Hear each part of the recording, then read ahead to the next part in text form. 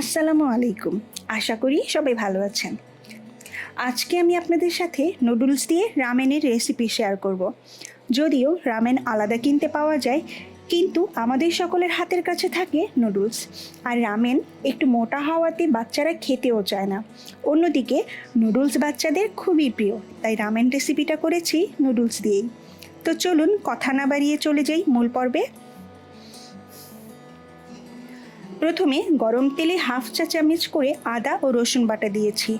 আদা রসুন কুচিও ব্যবহার করতে পারেন, সেক্ষেত্রেও হাফ চা চামচ।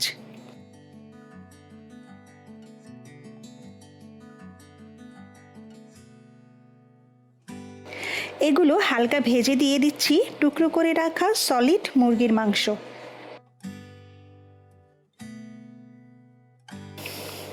মাংসের জন্য হালকা লবণ দিয়েছি। কিছুক্ষণ ভালো করে কষিয়ে নিব।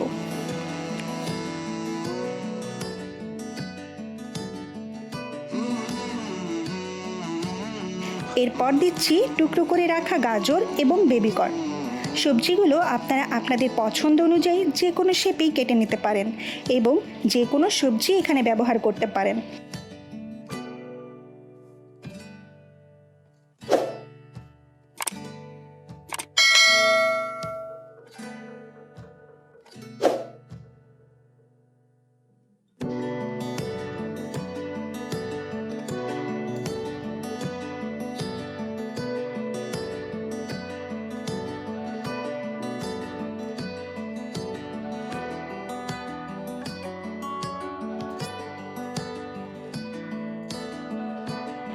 এগুলো ভালো করে কিছুক্ষণ কষিয়ে নিয়ে পানি দিয়ে দিচ্ছি 4 থেকে 5 কাপ।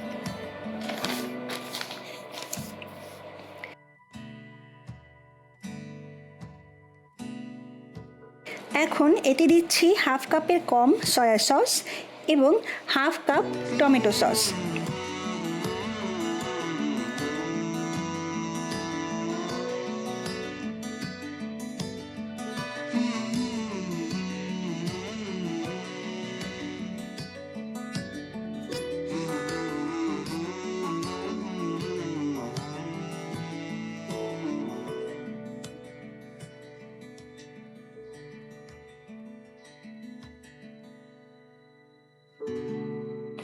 পানিটা বলক আসলে এতে দিচ্ছি যে কোনো ব্র্যান্ডের নুডলস এবং নুডলসে থাকা মশলাগুলো দিয়ে দিচ্ছি। আমার ভিডিওটি যদি ভালো লাগে তাহলে প্লিজ সাবস্ক্রাইব করুন।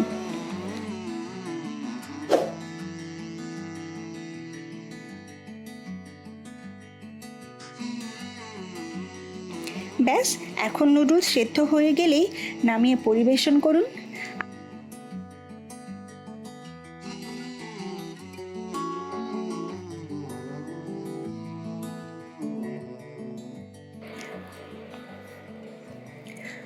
আশা করি ভিডিওটি ভালো লেগেছে।